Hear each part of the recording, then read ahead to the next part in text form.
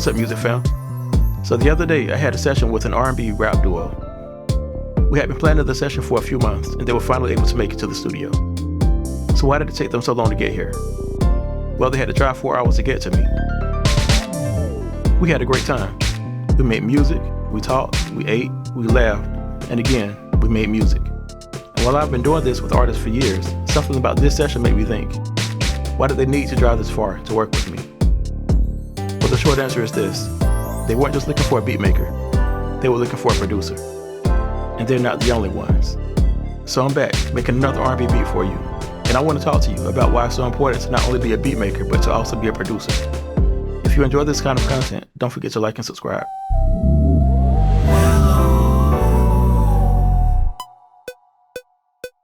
I hear a lot of talk online about the producer community.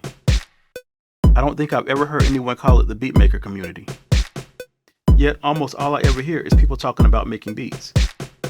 I don't hear a lot of talk about the things it takes to actually make you a better producer, instead of just a better beat maker.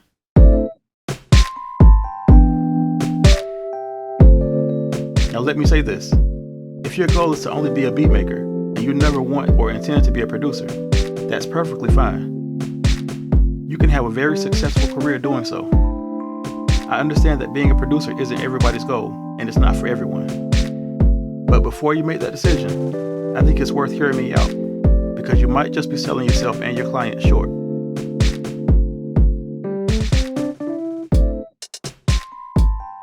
So first, let me give you a quick answer as to what the difference is between a beat maker and a producer, at least from my point of view. In short, a beat maker is a composer who, depending on the contract or agreement, might also contribute to the production of the song. A composer is equivalent to a songwriter. They just write the music instead of writing the lyrics. The beat maker might also be listed as a producer. But if the agreement allows for the beat to be altered, the producer of the song might replay certain elements of the beat, or have someone else replay them. Or the producer might even replace certain elements. Again, this is if the contract allows. But for the most part, a beat maker is a composer. And once that composition, or beat, leaves the hands of the beat maker, their job is over. It's now up to someone else to create the song, which the beat is only a part of. This is where the producer comes in. So then what is a producer? Well, an artist has a vision for every song, whether that vision is complete or incomplete.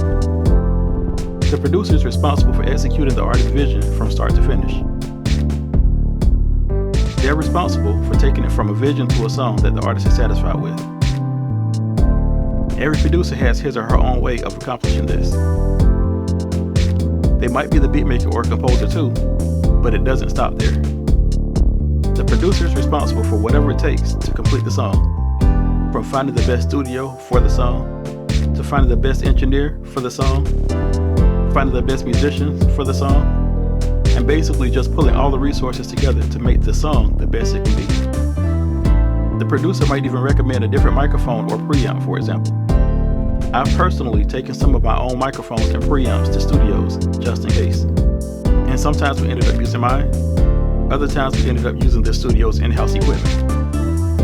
An experienced engineer won't be upset by this, but instead understand that the producer has sat down with the artist and knows the artist's vision for the song. I've been producing since about 2002, 2003. And every song I've ever produced, I remember at least something about the recording session. Every session was its own unique and special experience for me. And when each session was over, I could honestly say that I gave a part of me to the entire song. Even though I give my all when I'm making beats, I can't say that I remember every beat I've ever created. I can't even say I remember every beat I've ever sold. Now, if you only make the beat, you can choose to call yourself a producer if you want to. But here's the truth. Let's pretend we have the beat maker, the songwriter, the engineer, the actual producer, and the artist all in one room, working on an R&B song. Every time the artist gets to a certain part of the song, they can't quite execute the vocal the way they need to. The producer notices that this is happening when the track gets to a certain spot where it gets a little busy. So he asks the engineer to mute everything except the piano. When the producer hears the vocalist over just the piano, he hears something totally different, something special. So he asks the artist to step out of the booth, and he talks to the artist about changing this from a fully produced R&B song to a piano ballad. Nothing but piano and strings. The artist agrees.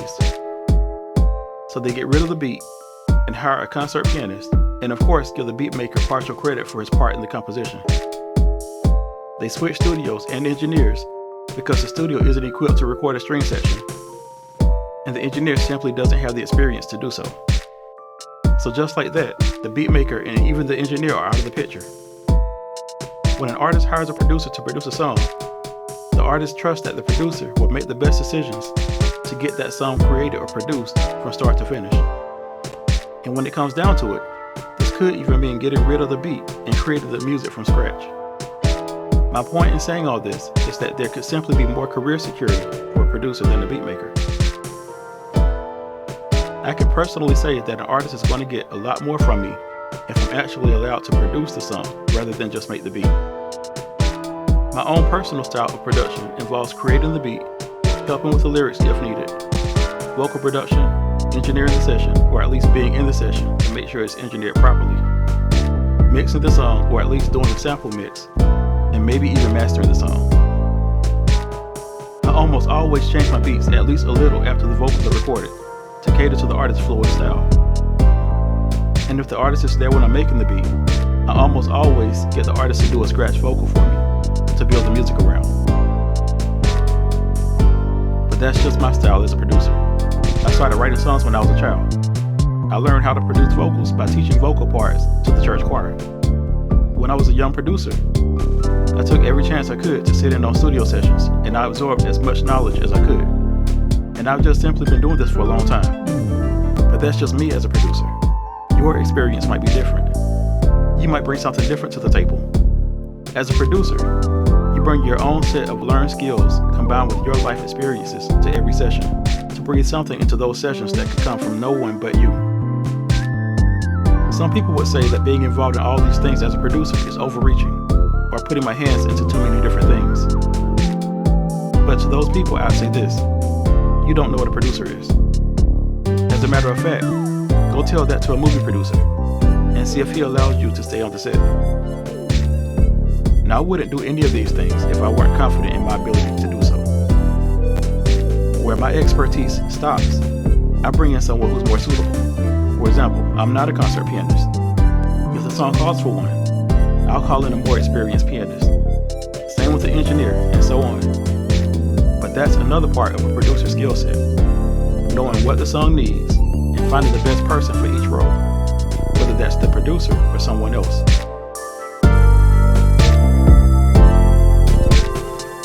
But artists need producers. It's not a matter of whether the artist can produce themselves. They might even produce for other artists. But a producer can look at that artist and that song and bring something to the song that the artist usually can't see in himself or herself. And I think this is a huge part of what's missing in a lot of today's music. Artists and producers coming together to create something together that they never would have created alone. Again, this is not saying that the artist isn't fully capable of producing himself or herself. And if the producer doesn't leave room for an artist to be artistic, maybe they need to find a different producer. But every producer is going to contribute something special to the song that only that producer can bring. To any artist who might hear this, if you've been doing it all on your own, getting your beats online, or even making them yourself, and either recording yourself or going to a studio where you're only working with an engineer but no producer, I want to challenge you with this. Make an effort to meet a producer and just start with one song. Talk to that producer about your vision and give them a shot. I might be wrong. You might hate the experience of working with a producer, but I think you owe it to yourself to at least give it a shot. Who knows? You might be the next Aaliyah and Timbaland, or Toni Braxton and Babyface, or Brandy and Darkchild, or Quincy Jones and Michael Jackson, Whitney Houston and David Foster, Warren Campbell and Mary Mary, or Snoop Dogg and Dr. Dre, or Katina and Mello Williams. Wait, y'all haven't heard that one yet, but you get the point. You can be great by yourself, but you can be epic together. Whether you're a Bible-believing person or not, I think we can all gain some knowledge and wisdom from Ecclesiastes 4:9 through 10. It says, 2 are better than 1, because they have a good reward for their labor. For if they fall, the one will lift up his fellow. But woe to him that is alone when he falleth, for he hath not another to help him up. This is basically just saying that it's better to work together because the reward is greater with 2. Sure, you'll have to split the reward, but even that 50% that you'll get is better than the 100% you would have made alone. And verse 10 is just saying that you'll both be there to pick each other up. Not if, but when you fall. And to my fellow producers and beat makers, I know there's a huge disconnect between us and artists right now. Instead of bringing us closer together, the internet has somehow put a wedge between us. Where we used to work closely with artists, now we're just selling beats without even meeting the artist, or even hearing the final song. But I want to challenge you to find an artist you truly believe in and work with them. I'm not saying you should do so for free, but make some type of arrangement that works for you and the artist. And actually see the songs through to the end. And watch how much further you can both go together. So I think you get the point of where I'm going with this. I'm passionate about my role as a producer. And though I love beat making, it doesn't stop there for me. I've had a lot of ups and downs as a producer over the years, but I wouldn't trade those experiences for the world. I'm making this video because I want others to share some of those experiences. Regardless of the song's mood or style, there's just something special that can be felt when an artist and a producer, 2 truly creative people, come together to create a song. I want you to experience that. But there's something even bigger than that. Something bigger than you and me. When you and I are no longer on this earth, we'll leave something behind. Our legacy. Our music. And that music will speak forever. When you get with an artist and there's love in the room, actually caring for each other, and for the outcome of the music, that love can be felt in the final song. And when you pour that love into that song, it can be felt forever. Now I know everybody might not be out here trying to change the world, but for those of you who care, consider these words that I've spoken. Each word is spoken with love for my fellow beat makers and producers.